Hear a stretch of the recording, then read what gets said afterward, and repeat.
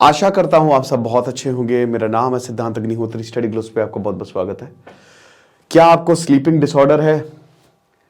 हमेशा आप दिन भर बस आपको लगता है आप सोएं, रात में नींद लेने के बाद भी आपको लगता है कि आप सोएं, तो आपको कुछ गड़बड़ हो सकती है। बात करेंगे इसकी। देखो यार, स्लीप जो है ना, नींद बहुत ज़रूरी है। 8 घंटे तो सोइए। लेकिन कुछ लोग क्या है कि सोने के बाद भी 8 घंटे के सोने के बाद भी उनको नींद ही आती रहती है, दिन भर नींद आती रहती है।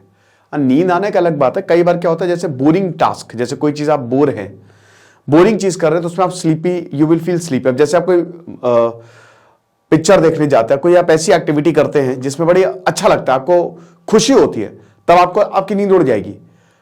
लेकिन अगर कोई ऐसा बोरिंग टास्क है तो आमतौर पर नींद आती ही है। खान पान से बहुत ज़्यादा नींद आने का संबंध है। बहुत हैवी खाएंगे तो जाहिर सी बात है, डाइजेशन जो है टाइम लेता है, तो तब भी जो बॉडी है वो थकती है। बहुत ज़्यादा मेंटल टास्क कर रहे हैं, दिमागी थकान होती है। जैसे कुछ लोगों को बहुत, कई जैसे उन्होंने कुछ किया नहीं, खाली किताब ही पढ़ ली, बट उसके बाद उनको ऐसी नींद आती है क्योंकि आपको दिमागी थकान होती है। और दिमागी थकान आपकी शारीरिक थकान से ज़्यादा। अब जैसे मैं दिन भर लेक्चर करता हूँ, दोपहर तक लेक्चर करने के बाद मैं बहुत दिमागी रूप से थक जाता हूँ, तो मुझे आधा 1 घंटा रेस्ट चाहिए, एक छोटा सा नैप चाहिए। लेकिन यहां पे अगर आपको excessive sleep, specially day time sleep अगर आपको आ रही है, तो हो सकता है आपको एक न्यूरोलॉजिकल डिसऑर्डर हो।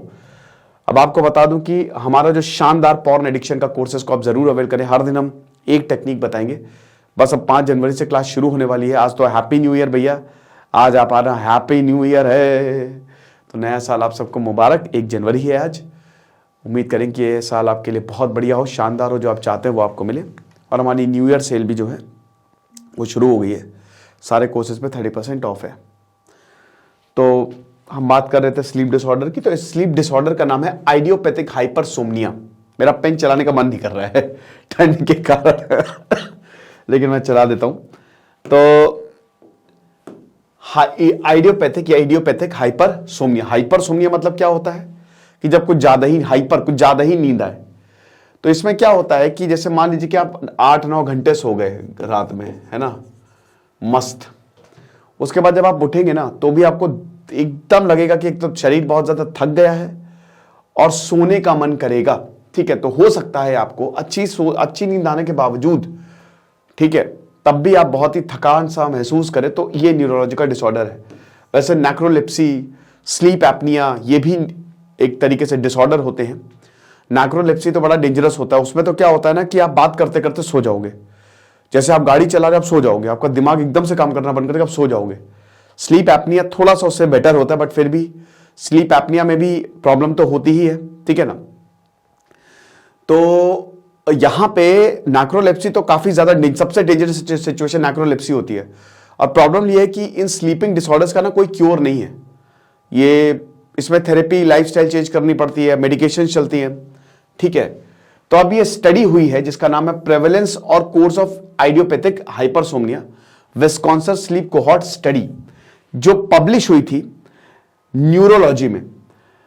अब इसमें यही बताया है कि अगर बहुत ज्यादा सो रहे हो तो प्रॉब्लम है।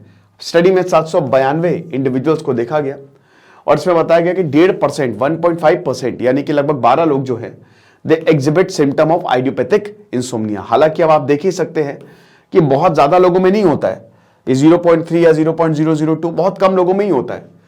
तो अब ये देखिए कि जो रिजल्ट है, 80% जो पेशेंट्स और 71% सपोर्टर्स हैं, उन्होंने बोला कि भाई देखो, नेगेटिव इफेक्ट काफी होते हैं। स्लीपिंग डिसऑर्डर के नेगेटिव इफेक्ट होते ही हैं। आप बात करते करते सो रहे हो, आप ड्राइविंग करते करते सो रहे हो, प्रॉब्लम हो जाती है भाई। आपका एक्सीडेंट हो सकता है, आप आप अपने आप को नुकसान पहुंचा सकते हो, तो मुश्किल होता है। It's not that easy.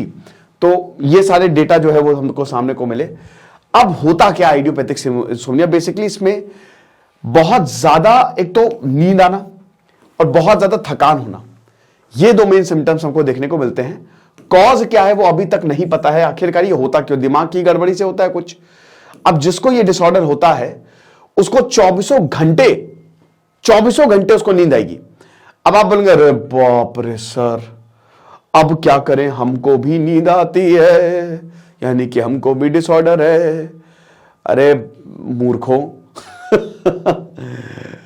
जैसे वही कोविड वाला हिसाब किताब था ना कि हमको भी जो है वो नींद आती है, सॉरी हमको भी सर्दी जुकाम है, ठीक है।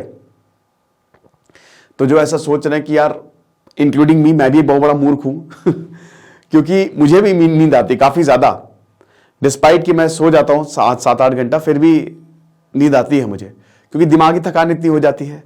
तो अब मैं आपको बताता हूं कि नींद आने, मैंने बताया ना कि ऐसा नहीं है कि नींद आ रही है तो आपको यही डिसऑर्डर है।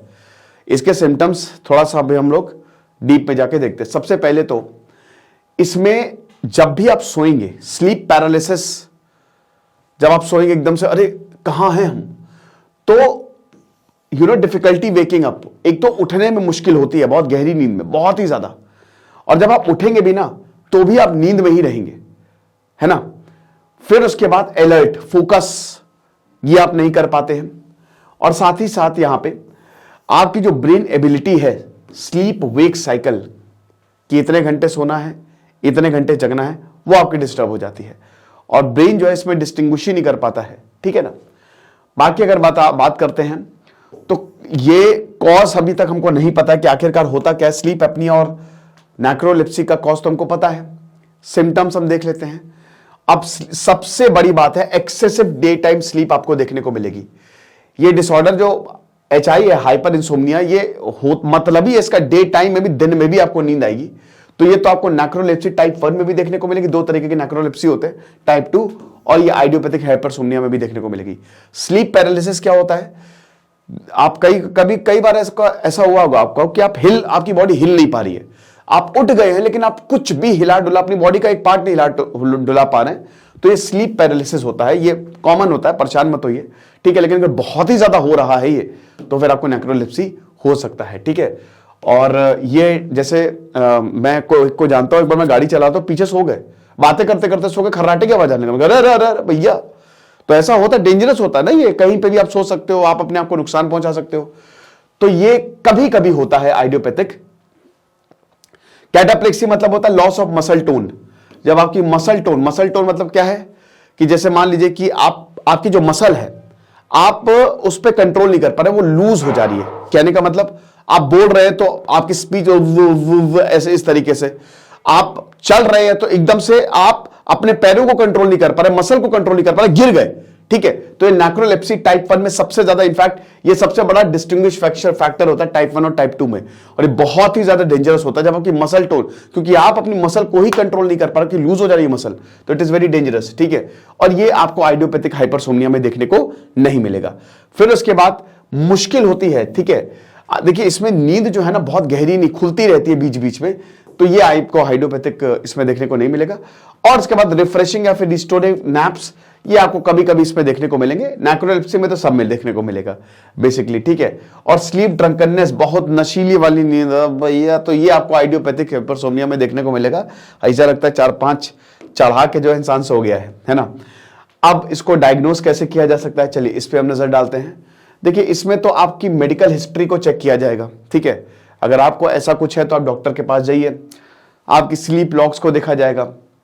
इसको आप सबसे ऐसे पहचान सकते हैं कि हर वक्त तो नींद हर किसी को आती है, ये तो यूनिवर्सल ट्रुथ है। लेकिन वही मैंने कहा ना कि अगर कोई आप ऐसा काम कर रहे हैं, स्लीप आना और सो जाना ये दो अलग अलग चीजें हैं, ठीक है। हो सकता है कि आपको अब यू फील स्लीपी, ठीक है, आपको बहुत नींद आए, बट क्या आप सो रहे हो, क्या आप सो पा रहे हो, तो ये भी एक बहुत बड़ा फैक्टर हो जाता है। सेकंड पॉइंट, जैसा कि मैंने बताया कि कोई इंटरेस्टिंग काम करे तो आपकी नींद उड़ जाएगी, कोई बोरिंग काम करे तो नींद ही आएगी, तो ये भी एक बहुत बड़ा फैक्टर होता है। तो इसमें बहुत सारे मल्टीपल लेटेंसी टेस्ट होते हैं, पॉलीसोनोग्राफी होता है, आपकी स्लीप हिस्ट्री को देखा जाता है। फिर उसके बाद और भी बहुत सारी चीजें इसमें देखी जाती है कि भाई आखिरकार जो हाइपरसोम्निया है, जो मैंने आपको पिछले सिम्टम्स बताएं, क्या वो मीट हो रहे हैं कि नहीं है। अब इसको मैनेज कैसे किया जाता है, सबसे पहली बात तो ये कि जितने स्लीपिंग डिसऑर्डर है ना, उनका कोई क्योर नहीं है, ठीक है। तो इसमें बेसिकली ट्रीटिंग ऑप्शंस काफी लिमिटेड है, मेडिकेशंस दी जाती हैं, ठीक है, लाइफस्टाइल एडजस्टमेंट किया जाता है, और काफी और भी चीजें, ठीक है, कि भैया देखो अपने दिमाग को रीप्रोग्राम करो, तो शेड्यूलिंग की जाती है, करवाई जाती है। लेकिन जैसा कि हमने बताया कि इसमें जरूरी नहीं है, ये स्लीप डिसऑर्डर ना इंडिविजुअल टू इंडिविजुअल डिपेंड करता है, ठीक है, कि कौन कैसा है। तो अब जैसे पैरासीटामोल हम सबको पता कि बुखार में जो है वो फायदा करेगी ही करेगी, लेकिन यहां पे जो डिसऑर्डर है, हर दवाई हर एक को फायदा कर जाए, तो ऐसा जरूरी नहीं है, तो ये इंडिविजुअल बेसिस पे डिपेंड करता है। तो उसके बाद फिर स्लीप रूटीन आप मेंटेन करिए, हेल्दी लाइफस्टाइल मेंटेन करिए, स्ट्रेस को मैनेज करिए। स्ट्रेस एक बहुत बड़ा कारण होता है जिसकी वजह से स्लीपिंग डिसऑर्डर होता है। तो आप परेशान मत होइए अगर आपको बहुत ज्यादा नींद आ रही है, इसका स्लीपिंग डिसऑर्डर नहीं है। बट हाँ, जो मैंने आपको बताया, अगर ये सब आपके साथ हो रहा है तो फिर एक बार आप चेक करवाने में कोई प्रॉब्लम नहीं है। ये लेक्चर था, आई होप आपको पसंद आया होगा। खुश रहिए, पढ़ते रहिए। देश सिद्धांत अग्निहोत्री साइनिंग ऑफ।